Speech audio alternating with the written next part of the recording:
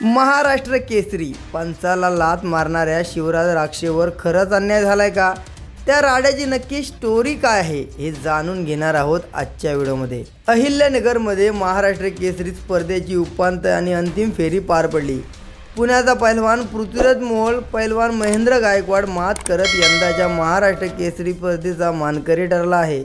पण या उपांत्य फेरीत आणि अंतिम फेरीत दोन्ही सामन्यादरम्यान वाद झाला। मात्र जिथून वाद सुरू झाला ती घटना सुरुवातीला जाणून घेऊया। महाराष्ट्र केसरी कुस्ती स्पर्धेच्या उपांत्य फेरीच्या सामन्यावेळी मोठा गोंधळ पाहायला मिळाला। पृथ्वीराज मोहोळ आणि शिवराज राक्षे यांच्यात उपांत्य फेरीत सामना सुरू असताना 15 ते 20 सेकंदात नेमकं काय घडलं? पृथ्वीराज मोहोळने सुरुवातीला शिवराज राक्षेला ब्लॉक केलं, वर ढाक लावून त्याला खाली पाडलं।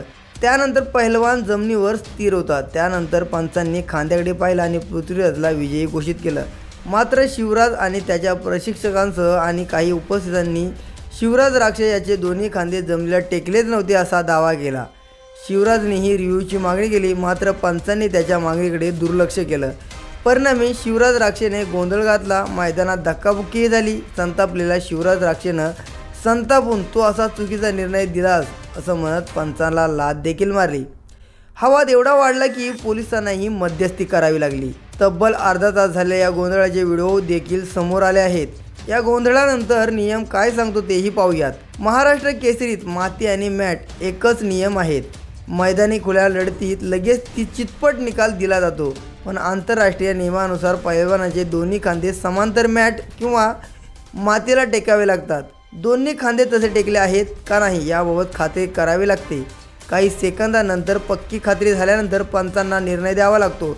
मात्र इतर पंचांनी लगेच निर्णय दिल्याचा दावा केला गेला आणि त्यानंतरही हा राडा झाला।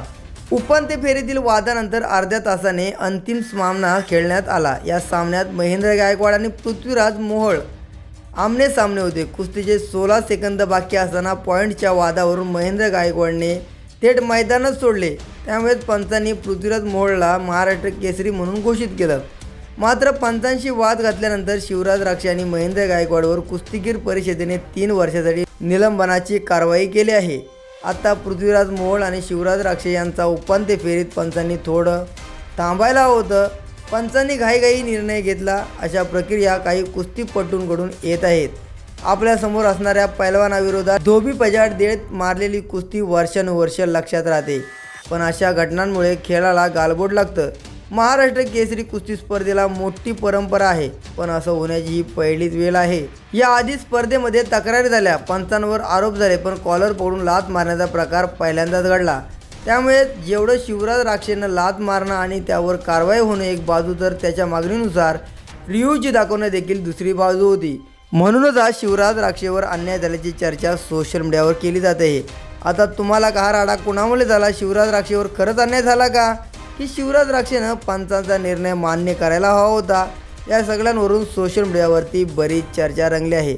तर या संपूर्ण घटनेवरती तुमची प्रतिक्रिया नक्की कमेंट करा। जर तुम्ही चॅनलवर नवीन असाल तर नक्की सबस्क्राईब करा।